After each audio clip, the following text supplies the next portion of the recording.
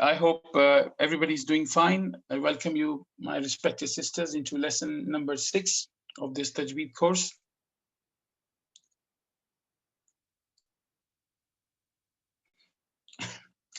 Did any of you try to memorize that sheet which was sent to you any 2-3 weeks back, sisters? Has everybody memorized that?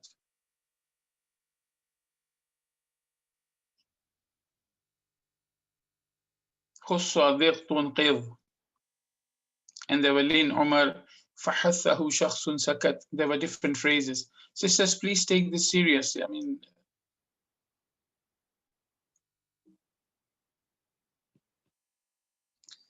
okay, as we said last time that inshallah we will be continuing with one series, a sin eraser series along with this lesson.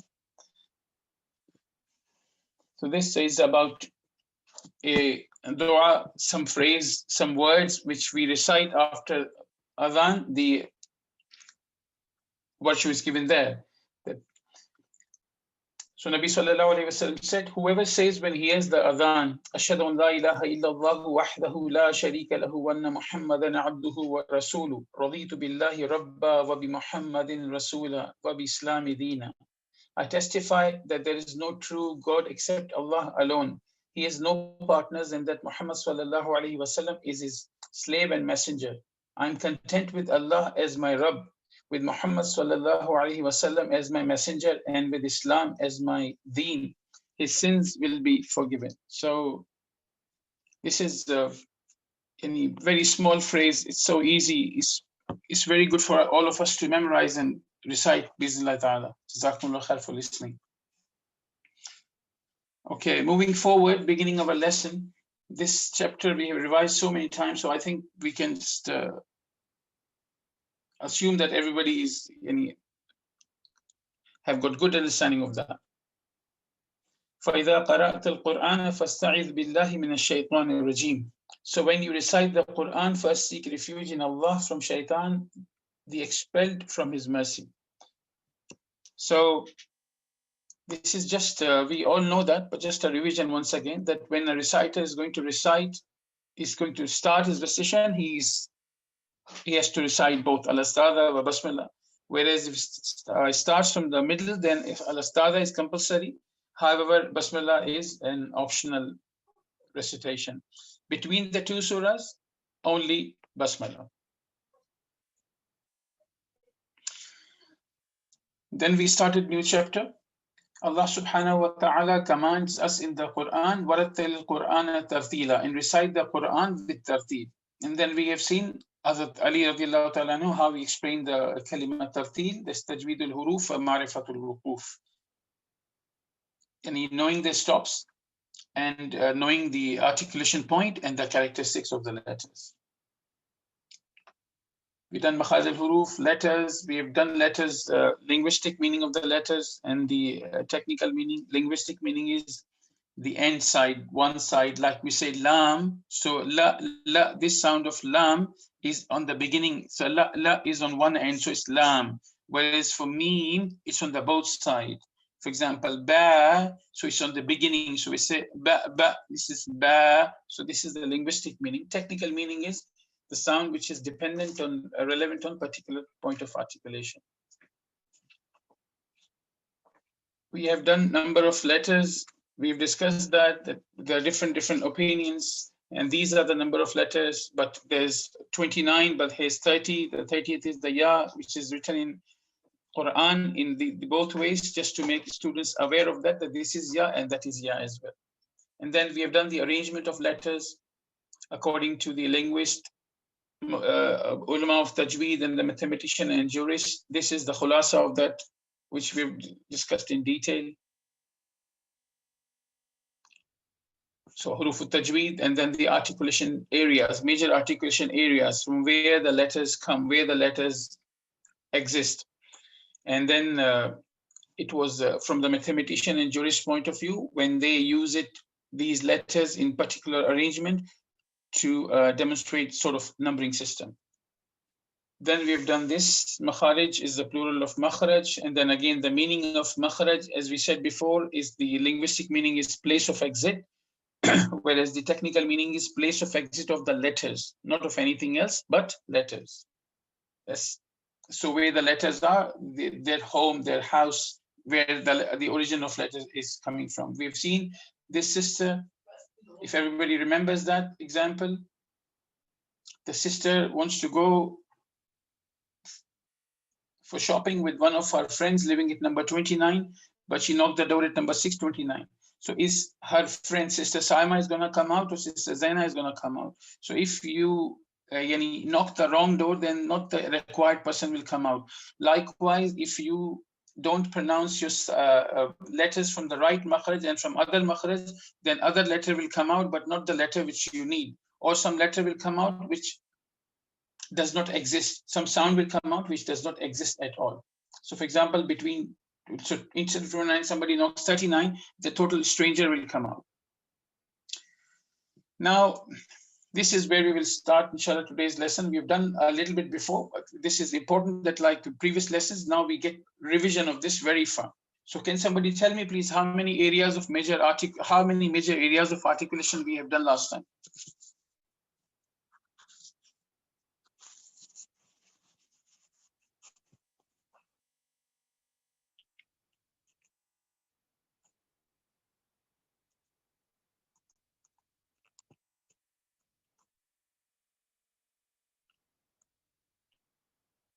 Okay, mashallah, tabarakallah, Sister Momina, Sister Mumtaina, Sister Zulekha, that's correct, mashallah, tabarakallah. Other sisters as well, please kindly participate in the class. This is not fair. I'm being very serious now. This is not fair. It's been so many weeks, and now this is really not fair, even if somebody cannot be bothered to just write one line in the chat space.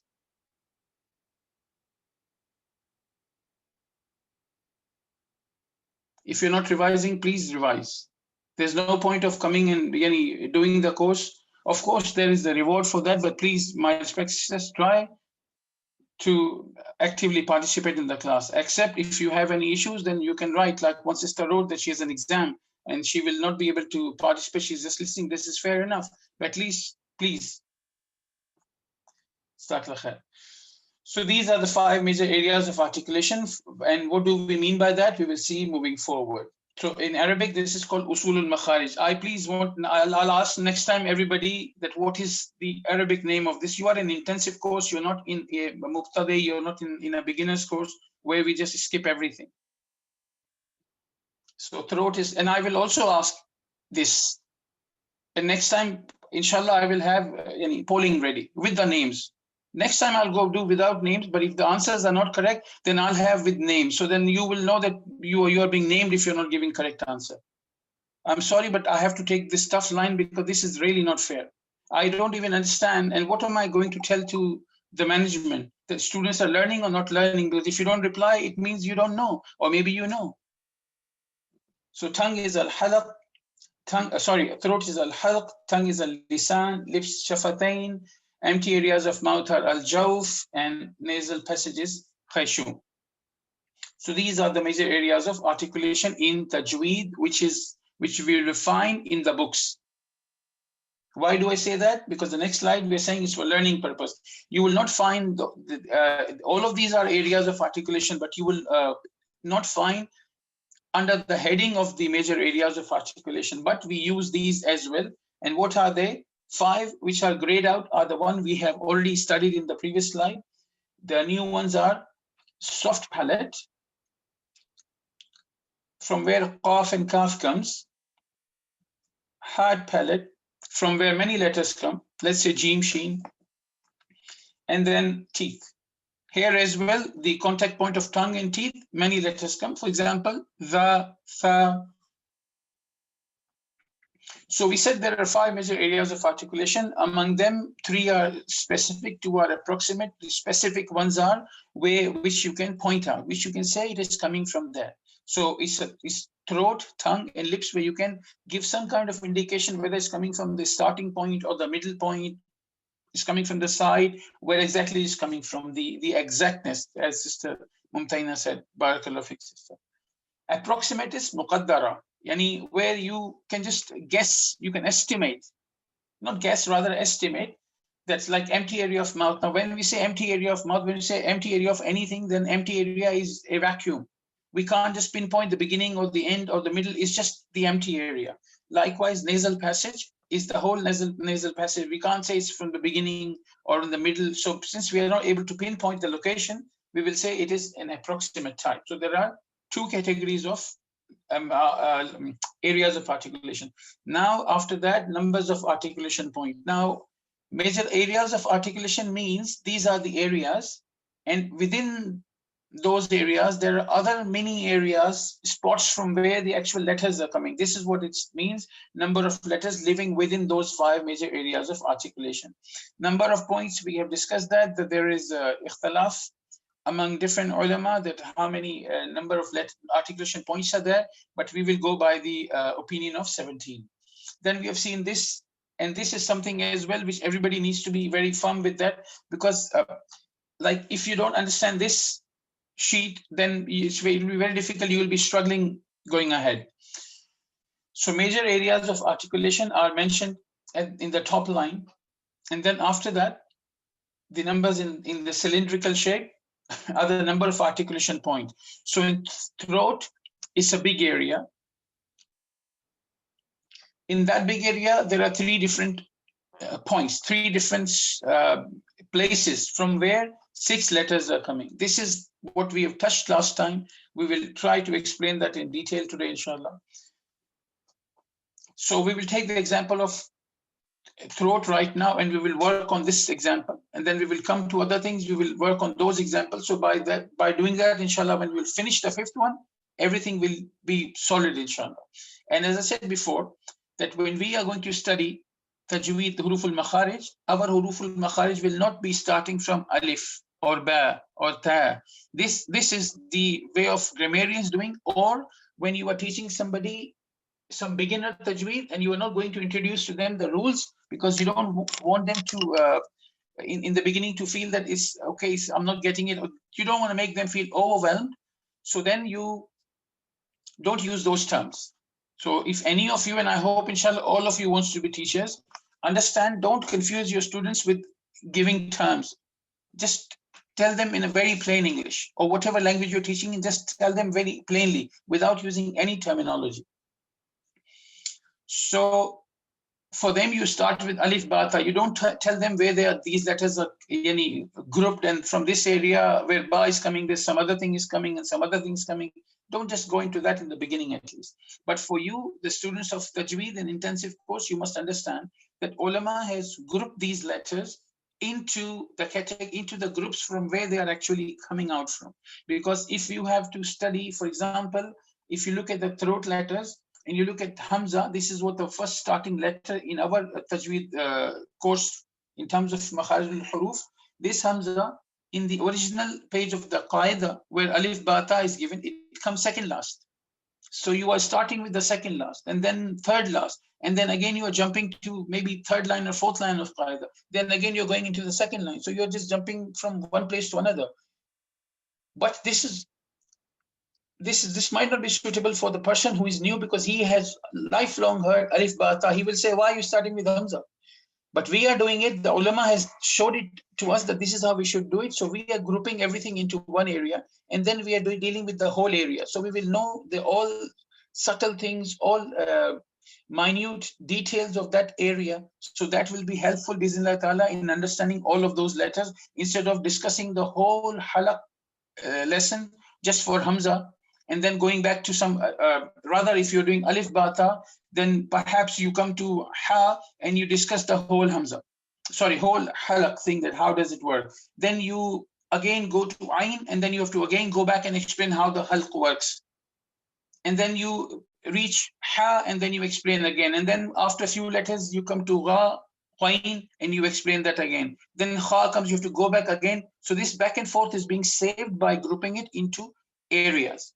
So throat has got 3 articulation points, 6 number of letters, and these are the number of letters. We will see it in further detail, inshallah. So usul al-Makharij.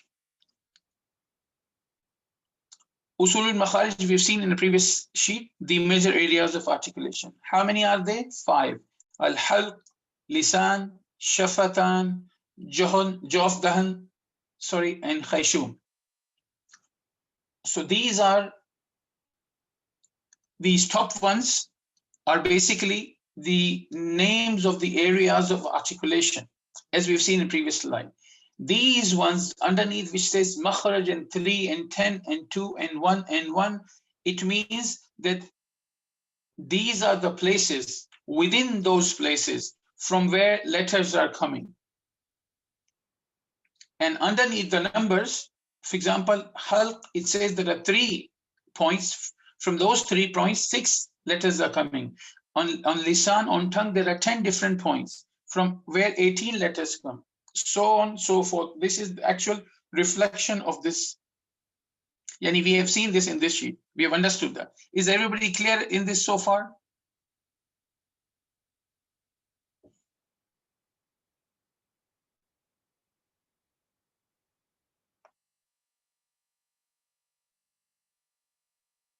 Okay, alhamdulillah. Okay, this is given in English. So lower lip, upper lip, nasal cavity, upper palate, uvula, middle of the tongue, the tip of the tongue, top of the throat, middle throat, lowest point of the throat.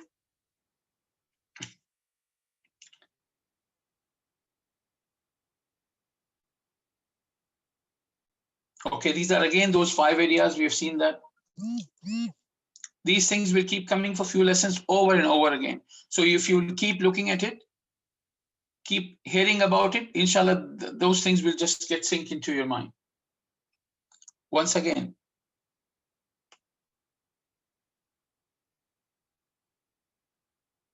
Now, the first one is al-halq, throat. What happens there? Let's see. From throat, the throat letters, the letters which comes from throat are called al-huroof al-halqiyya. Al-halq is the translation of throat, as we discussed before, my respected sisters. Al-halqiyya, this ya and that ya has become open, ya and ta is now there for a sifa. So al-huroof al-halqiyya. Now there are 3 points: the lower throat, the middle throat, the upper throat. What is this 1, 2, 3? This, can you see this in cylindrical shape? Number 3, that shows number of articulation points. So now we are numbering. So if there are 3 articulation points in the throat, then we should be able to see where are those 3. We should be able to number them. Now these are the ones. So lower throat, upper throat, middle throat first, and then upper throat. These are the 3 areas. As you said before, now for a while, consider throat as a big house which has got 3 floors. Lower floor, middle floor, and the upper floor. And in these areas, some letters live. We will see. So this is the further explanation of the previous slide. So throat letters, huruf al-halqiyya, are divided into 3 categories: aqsa al-halq, wasat al-halq, adna al-halq. Aqsa al-halq, meaning the lower throat. Wasat al-halq is the middle throat. Adna al-halq is an upper throat. So aqsa al-halq, we say lower throat, or it's a far away area of throat. How far away? Because it's close to our chest, but it's far away from our lips, far away from our mouth. Aqsa, we have all heard Masjid al-Aqsa. So aqsa al-halq, what part is aqsa al-halq? This is the part of the throat which is furthest from the opening of the mouth and closest to the chest. What is wastul halq? This is the part of the throat which is between upper and lower throat. So then we need to know what is upper throat so we can identify where is the middle. Adna al-halq, this is that part of the throat which is closest to the mouth. And from all these 3 areas, these 6 letters come. So these 6 letters comes from where? They come from the throat. Hamza, ha, ain, ha, ghain, kha. There's a footnote given there that according to some grammarians, the letter of throats are 7. We have studied 6. because they consider alif to be coming from throat as well. But we go with the opinion which says that no, alif does not come from throat, rather only these 6 letters comes from the throat. Okay. Once again, the letters which come from the throat are called throat letters, you can say in English. In Arabic, the name is the technical, the mustalah is al-huroof al-halqiyya, and these are aqsa al-halq, wast al-halq, adna al-halq, lower throat, middle throat, upper throat. From there, 6 letters come: hamza, ha, ain, ha, ghain, kha. Go back here, please. You see, throat, under throat, the 3 is mentioned here. Now, alhamdulillah, we have studied what is this number 3. This is aqsal halq, wastul halq, and what was the third one? Adna al halq. From there, 6 letters come, and we have seen these are the 6 letters: hamza, ha, ain, ha, ghain, kha. Okay, now going a little bit more into detail. So this is where the halq is. This is what the throat is. This is its throat. We're not talking about the neck, throat, wherever the sound box is. So adna al-halq, as you can see, is very close to the opening of the mouth. Aqsa al-halq is very far from the opening of the mouth. Rather, it is more close from the chest. And wast al-halq is between both. So from lower throat, which is aqsa al-halq, hamza and ha comes. From the middle of the throat, which is wastul halq, ain and ha comes. From adna al-halq, which is the upper throat, ghain and kha comes. And throat in Arabic is called al-halq. So this is what the throat area looks like. So this is lower throat. This is aqsa al-halq. So as we have studied before, this is the part of the throat which is far away from the opening of the mouth. So this part of throat is the part where the vocal cords are located. And the vocal cord sits above the windpipe. And this is the makharij of hamza and ha. You see this thing within the red circle. This is where hamza and ha comes from.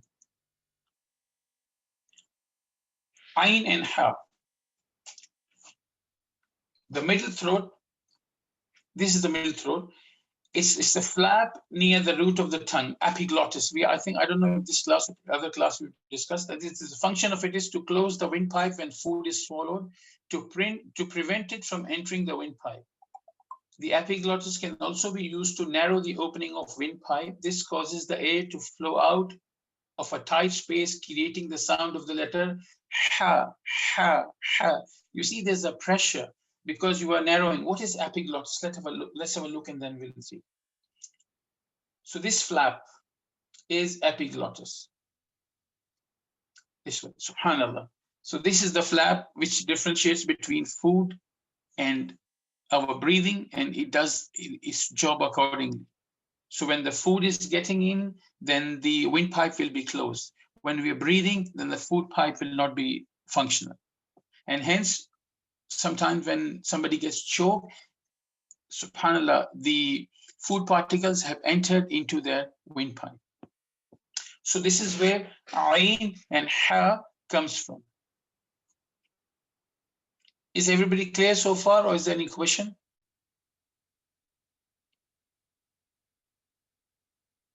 Alhamdulillah. Okay, then upper throat. So basically the root of the tongue and this hanging part of the meat in our throat. This is where gha, ghain, gha and kha comes from. From here, gha and kha comes from.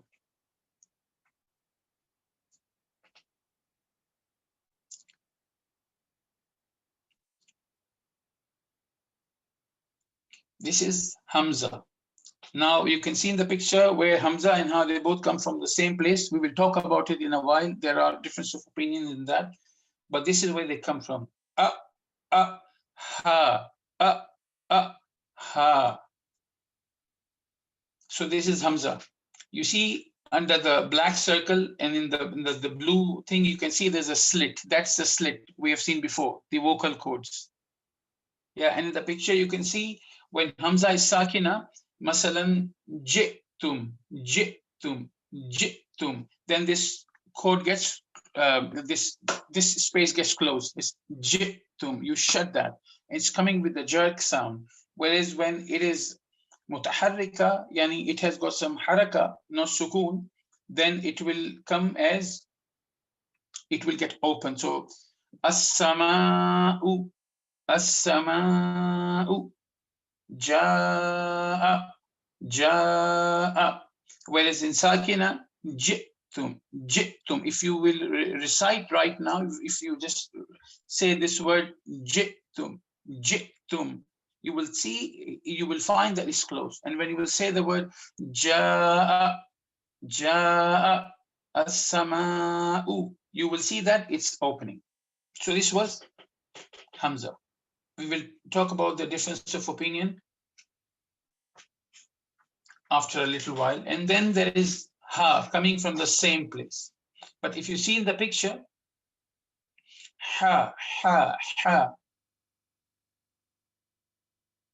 This is how the shape of the flap is when saying ha, because it is going back towards the wall of the halq, throat. The space is getting narrower. So sound like this, ha is coming.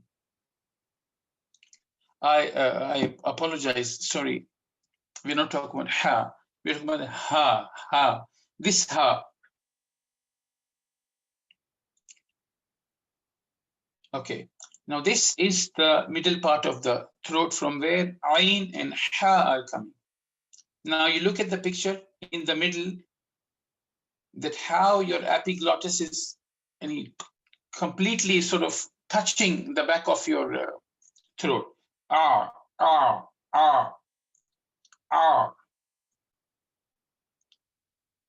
This is ayn. And how do we practice that? First of all, look the picture on the right hand side. This shows that how much it has to go back in order for you to pronounce it correctly, because there is a common thing which is done when we are pronouncing ayn is somebody might say and they're thinking alameen. This is not alameen, this is alameen. When you do this, you will feel the pressure and you will understand that what's happening in your throat. Whereas other you say then there's no pressure. And say Sisters, try to do it behind your closed mics, and please get back to me on the chat box and say if you found any difference or not. Because if you have not found a difference, then clearly you are not pronouncing ayn the way it should have been pronounced. I will wait for 3 or 4 replies before moving on. And the way to test is, I'll tell you once you do that, I'll tell you how to test this thing. Okay, 2 replies so far. Alhamdulillah. Right, now there is a way to test. It works 2 ways. Yani, if you want to know how the sound comes from, do that. And if you want to know where the sound is coming from, do the same thing. So if you put Hamza and the letter which you are learning or practicing or teaching or discussing, put sukoon on that letter and then pronounce that letter. What's going to happen is where your sound stops, this is where the letter is coming from. So when we say R, you will see where the sound is stopping. This letter is kind of a letter, probably, perhaps, if you are not pronouncing it correct, you'll find it difficult to test it this way, but in other letters, it'll be very, very visible. So we say R, I, O. So it's not a'udhu, it's a'udhu, so it's Hamza and Ayn are separate. So when you say a'udhu, you should recite a'udhu. You should not recite a'udhu. So what happened? Hamza is gone. Hear me out once again. If we recite a'udhu, this is actually correct. Astaghfirullah, subhanallah. Okay, let me just do it. A'udhu, a'udhu, a'udhu. This is like you're only pronouncing ayn. There's no hamza. Where's hamza? Where's the first letter? Where's the first letter gone from a'udhu? So it is a'udhu, a'udhu, a'udhu, and the articulation point, the place where they're coming from, is very near as well. So we have to be careful, because every time we recite, we start recitation, we read ista'adha. So a'udhu, a'udhu, a'udhu. I hope it is clear. And if you look at the picture on the left-hand side, when you're reciting ayn, you see it is approaching the back of the throat. So it's very close to the back of the throat. Whereas when ha is fairly easy, because you don't have to really push it that much. The flap doesn't have to go back that much. So this was ayn.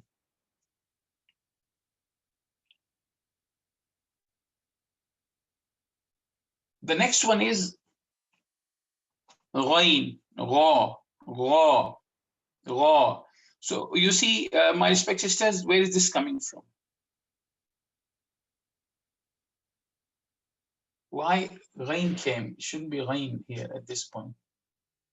Hamza, ha, ayn, ha, ha. It's a mistake. This is the letter which should be coming after that. So it's ha, ha. As we've seen in this picture, ha is fairly easy compared to ayn, but they both come from the same place. Hamza, ha, ayn, ha, ghain, kha. So ayn and ha comes from the same place. So this is ha, ha. You see the arrow pointing towards this epiglottis in the right picture, right hand side, which has got the whole face and throat picture. So this point, ayn, ayn. Now you this to basically see the first picture. Arrow is pointing where ayn and ha is coming from. Picture after that is showing you that the place where the arrow was pointing, which is epiglottis. Where is epiglottis going when you're saying ayn? Ayn is going back. Ayn, ayn. So you're going back and then coming forward. Ayn, r. And likewise, when you say ha, it, as we seen in this picture, ha, it's not going that far back. It is going back just a little. So it's not ayn, it's ha, ha. It's coming from where it is with a little bit of contraction.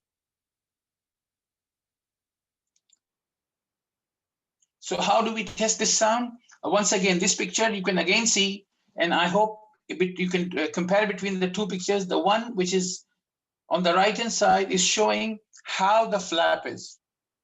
And the second one is showing the flap for both ayn and ha, because both coming from the same place. If you see in ayn, it's much tighter space left between the wall of the throat and the epiglottis, whereas in ha, is fairly wide space. So it's ha, ha. How do we test it? So when you end saying the ha, where the sound is stopping, you will know where it is coming from. And this is how you also test where the sound is supposed to come from. Be careful, it's not ha of the hotel, which we have studied before. That was ha, which comes with hamza. That's like hotel, when you say hotel, house, home, holiday. This is ha, ha, ha. So said, please, you can practice it behind your mics closed and you will be able to see what's happening.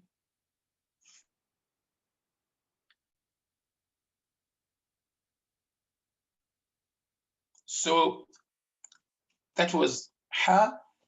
So we have done hamza, ha, ayn, ha, and now we are moving to the upper throat and we are looking into ghain and kha. If you look at the first picture on the right hand side, you will see where the ghain and kha are coming from. is the root of the tongue touching that part which is the hanging part in our throat. And you can see in the second picture how close it is going and which part of the tongue is touching. Third picture is giving alhamdulillah even more clearer picture that this is where the sound is producing. Ra, ra, ra. How to test this once again? Say ur, ir. Be careful, it's not ug. There's no sound ga, ga. It's ra, ra. Sort of a gargling sound.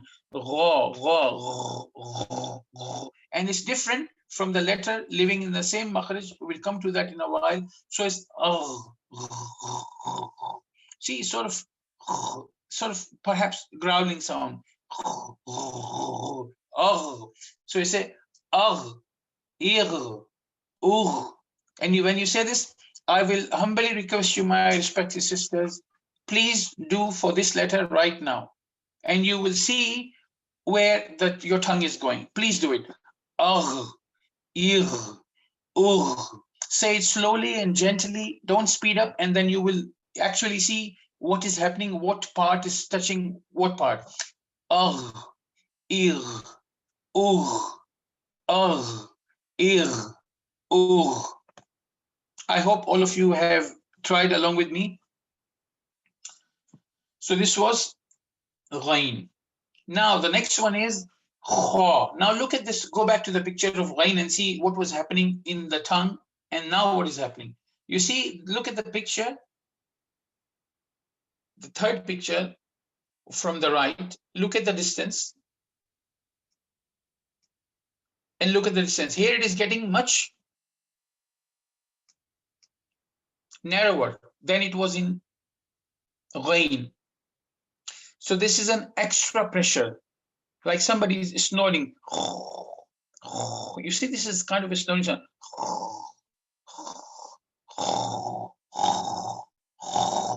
This is the sound.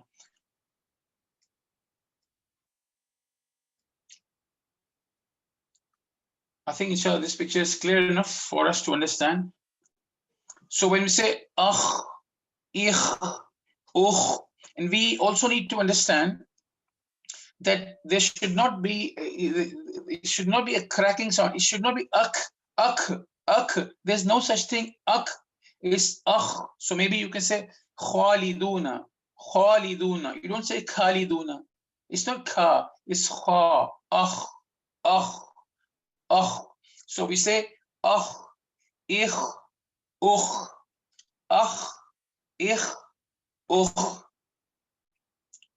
Is it clear, my respected sisters?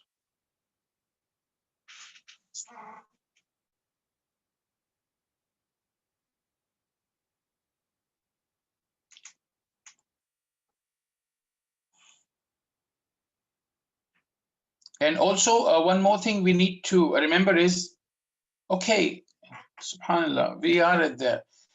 Is this letter, okay, there's another thing which is important to tell you.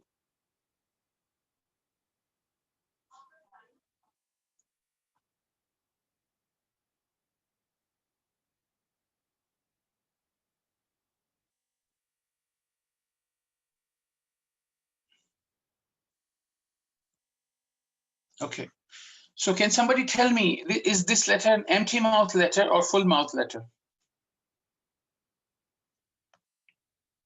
So full mouth letters are heavy letters, empty mouth letters are light letters.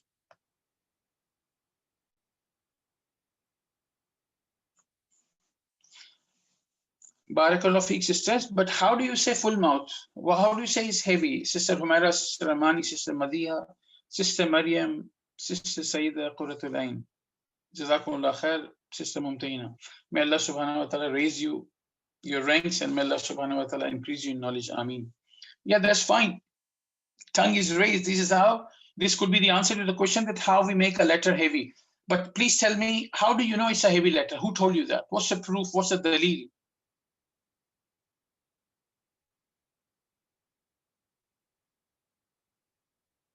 You might have read in the books. Okay.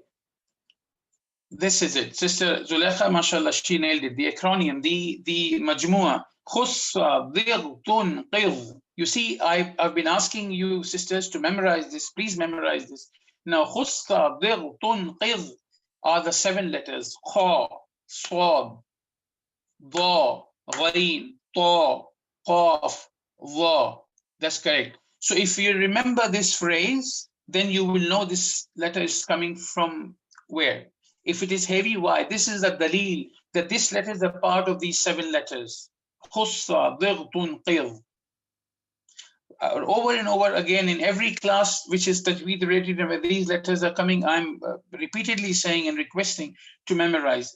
Somebody might say, sometimes I say extra things so that if you have one information and you have a one line, for example, you've heard, let's say, if the retention of a person or a general is that if you hear 10 lines and you probably are able to keep something in your mind for a very longer period, only 3 lines. So how about if I say to you 10 lines on that topic and you have a retention of 3 lines? If I say 30 lines, then you will have a retention of 9 lines.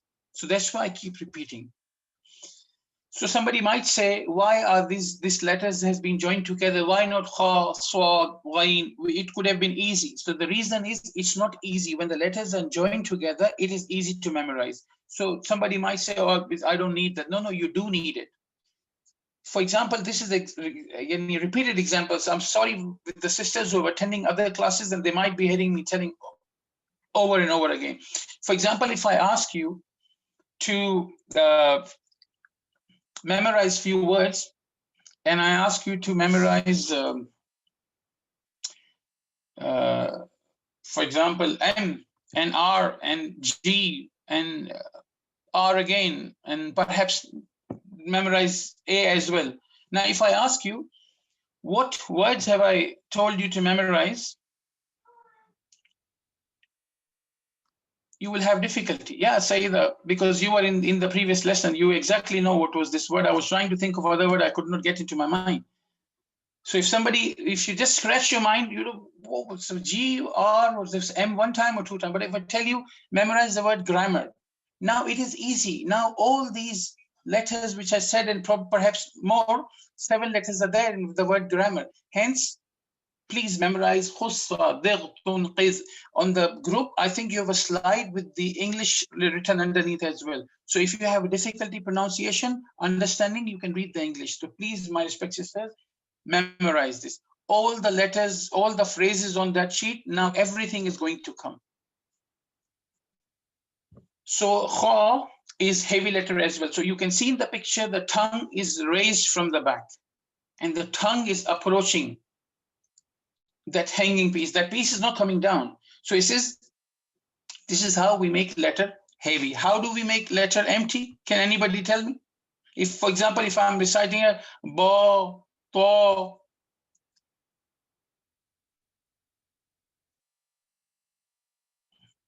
anybody else? Subhanallah, all these 3 sisters are attending other classes. Anybody else? Sister Momina, no. What I'm saying is, for example, you might come across students who recite the empty mouth letter as a full mouth. So for example, they may say jaw or ba, pa. So what will you tell them? What you have to tell them, put a smile on your face and then recite that letter. SubhanAllah, all the thickness, the heaviness of the letter will go. For example, smile and say ba, ta, ja, compared to without smiling, bo, to, jo, ba, ta, ja. So smile and then say, and the letter will come empty mouth. So all the empty mouth letters, which are other than these 7 letters, and with the exception of 2 more letters, ra and lam, if we have difficulty or anybody has difficulty pronouncing it empty mouth or one is not sure, then smile and then recite it. Somebody, I think sister, I don't remember the exact name, somebody asked in last lesson, and at that time probably my explanation was not good enough for them to understand. They said khaliduna. Now dal is a letter you have to smile, but it's the word starting with kha. Yes, the word starting with kha, but when he was saying it, when it comes to then please put your lips in the position as if you're smiling. So either you could say khaliduna, khaliduna, or you could say khaliduna, khaliduna. When you come to the, then smile. Don't smile at kha, but smile at the. If you have difficulty to do that, then first read slowly. Khaliduna, khaliduna, khaliduna. I hope you can hear it in my sound. Khaliduna, khaliduna. So do it slowly and then start increasing your pace. Muscles of your tongue will get used to with that, and inshallah you'll be able to do that. Bismillah ta'ala. Coming back to kha. So I said kha is a heavy letter, and this is how we know how it is heavy. We don't have to make a cracking tough sound. Kha, kha, kha. That's not correct. It's kha, kha, kha, ich, and we know where does this letter come from. Alhamdulillah. Okay, now the letters of tongue. But before we go into the letters of tongue, I would like you, we will just summarize what we have done so far, having this screen in front of us only.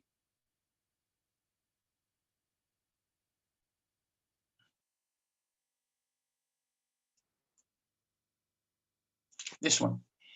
So once again, Hamza, what could be the example? Hamza, you could like to say apple, So this is what it is, It's a 2 written backwards. It can come in different varieties and forms. It can come the way you see in the picture, or maybe it is sitting on some sort of chair. Maybe it's sitting on alif, or maybe it's sitting on ya.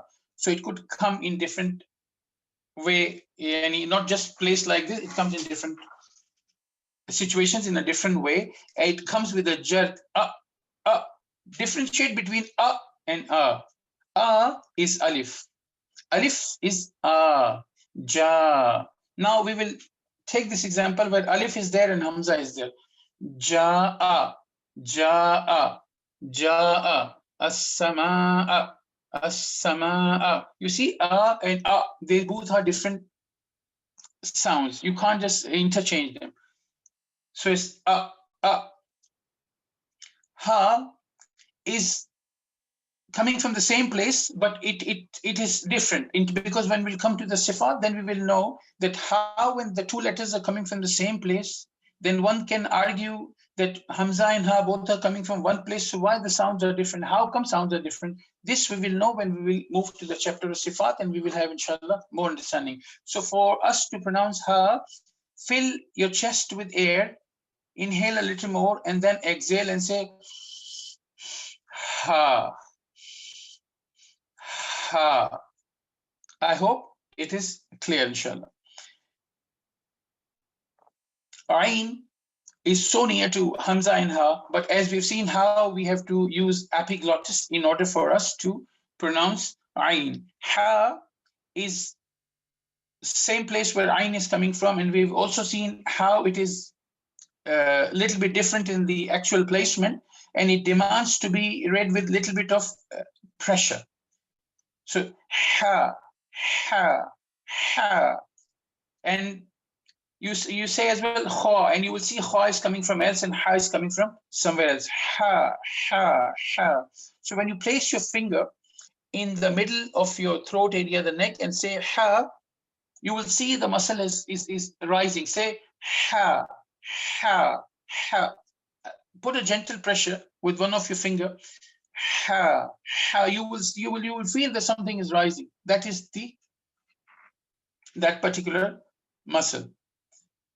And the next letter is from the upper throat, gha, gha. It just don't just one of the difference among other differences could be kha is more drier than gha. Gha is little bit moist. So add some moisture. Gha, gha, gha. Whereas kha is kha, kha. And say gha and say kha, gha, gha, kha, kha. You will see Sayyida Qutb, yes, you may leave.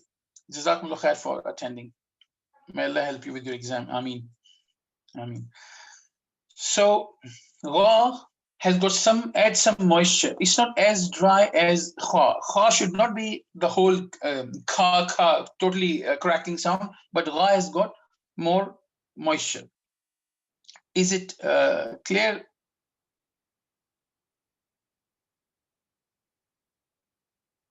Barakallah fik, sister.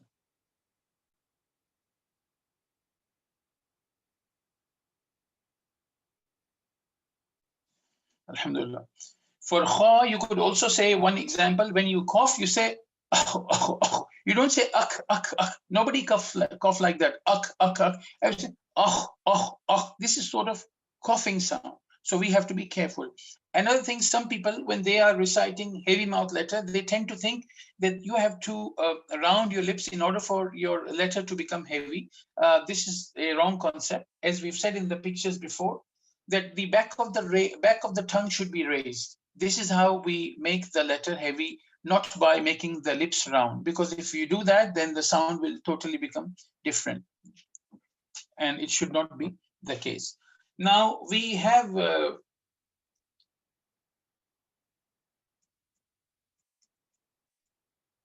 reached to the end of Huroof al-Halqiyya. Okay. Before we move to Lisan, which I don't think we'll be able to do because we're coming to the end of the class, there's some quickly few things I would like to mention here about some ikhtilaf. That when you come to, and now since you've learned these letters, inshallah, you will agree with these ikhtilafat, subhanallah, that these are not ikhtilafat, rather, this is just more explanation. So Hamza and Ha, there are two sayings about that. So one saying is that Hamza and Ha both comes from one place, but they say no. Hamza comes from the place which is more near to your chest, and little bit above is Ha. Yes, Sister Fazana Tasneem, for making letter heavy, we need to raise the back of the tongue. Inshallah, in the next lesson, Bismillah ta'ala, I'll explain to you, because right now, if I go through the pictures and all, it might just take time, and we might just not be able to finish this chapter of this part of the throat. Inshallah, next time I'll show you some good pictures where you could actually see what's happening. Jazakumullah khair for your question. So the ulama says that Hamza is more near to the chest, and Ha is more not okay. Let me just rephrase. Hamza is more near to the chest, and Ha comes after Hamza. But because they both are so close, that ulama has said, okay, there's only one makharaj. There's another opinion which says there is no tartib, there is no sequencing, there is no hierarchy. They both comes from aqsal halq, and this is it. For Ayn and Ha, there are some sayings as well. Shatibi, Jazari, and Sibawi, they say Ayn is over Ha. Yani first comes Ayn and then comes Ha. So try yourself now. Hamza and Ha was difficult to find this thing. Say Ayn and Ha, put your fingers on your throat, say it quietly and pay attention, and you will see that Ayn will come first and then will come Ha. No, Ha is not near to Wastul Halq, sister. Ha is, okay, let's go to this slide so you can.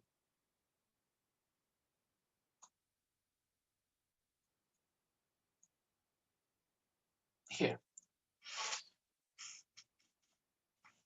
Rather, this picture, this shows. Ha is a lower throat, Aqsal Halq, not the middle. Wastul Halq is middle. This is from where Ayn and Ha comes. So I was saying, according to Shatibi, Jazari, and Sibawi, Ayn comes first and then Ha comes. So now take 10 seconds break, say Ayn, A, and then say Ha, and you will see Ayn coming from a little bit lower than Ha. So it's gradually going up. Try that. However, you may be following another opinion, which says, no, Ha comes first and Ayn comes afterwards. So say Ha and say A, Ha, A, Ha, A. For me, it's tricky. I'm not able to differentiate between these. Perhaps maybe you can. The third one is, as was the first one, that there is no sequence in that, and they both comes from the same place, which is the Wastul Halq, that is middle throat.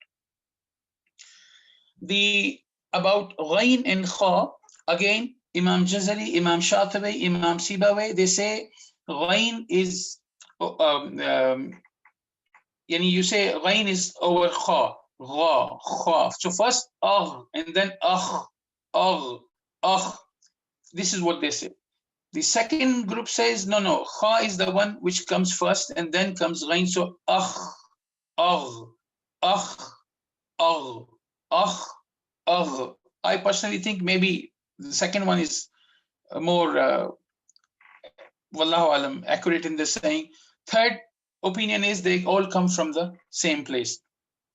Nevertheless, whatever the case may be, this is subhanallah, a very good thing, especially for the students. If you start telling your students these minute differences, they will get confused. So just to tell them the division of lower throat, middle throat, upper throat is fine, and inshallah there'll be no issues with the pronunciation of the letter. So this is, I think we will end our lesson today because it's 1 hour and sisters might have some other classes. We had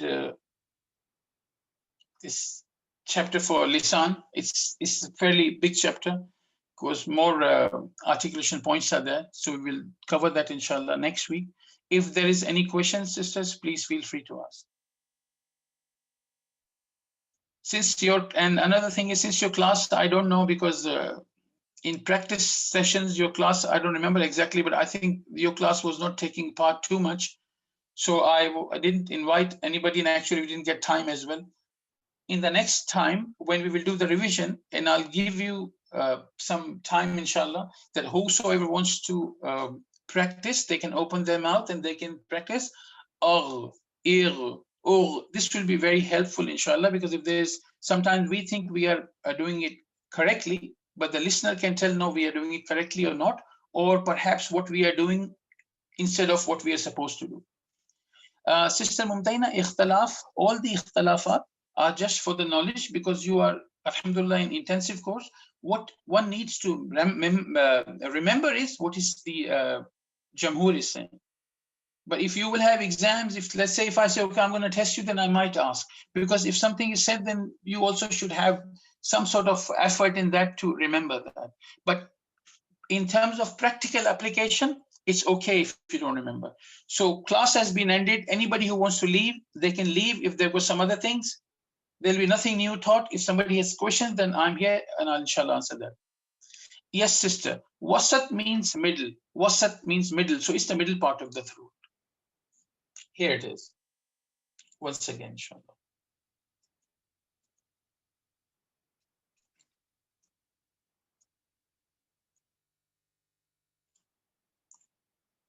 This is wasat, middle.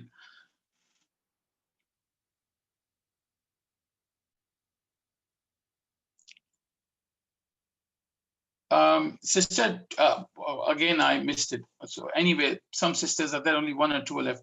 Please write your names, please write your numbers before you leave, because you see, there are other classes as well. And I have to, okay, if you all agree, then we can change time from Sunday instead to Wednesday evening. So there's another class, same level. And that class is at 7:30 UK time. So in effect, Saudi time is 10:30. So I don't know from which location you all are. So can somebody give me an idea? Because 1, 2, 3 numbers I saw, no, 9962, 9962. 966 is Saudi. I don't know where's 996 coming from, which country? Sister Fazana, Sister Zulekha, okay. It's India, Sister Amani, okay, this is UK number. Sister Afsha, what time you have mosque? Which country you are from?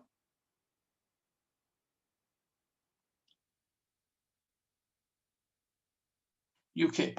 Oh, you have mosque at 7:30, okay.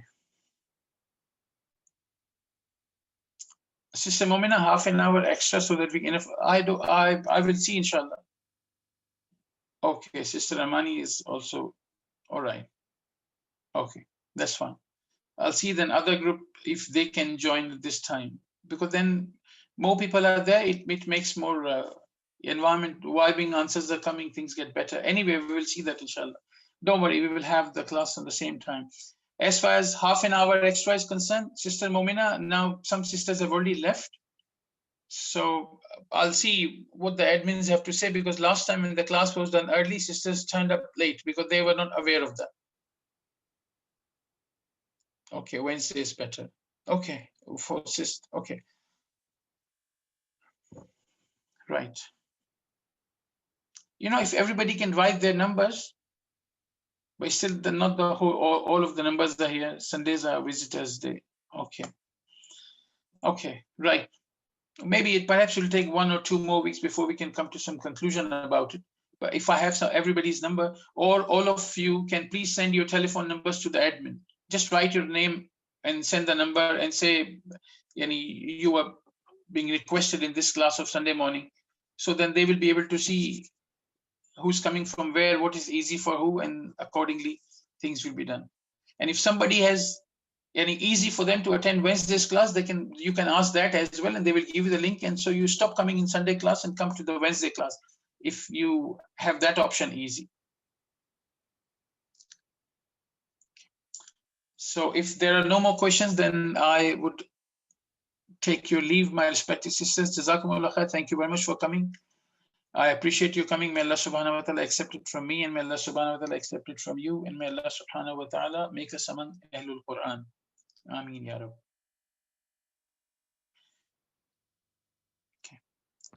Jazakumullah khair. Subhanak Allahumma wa bihamdika ashhadu an la ilaha illa anta astaghfiruka wa atubu ilayk. Assalamu alaikum wa rahmatullahi wa barakatuh.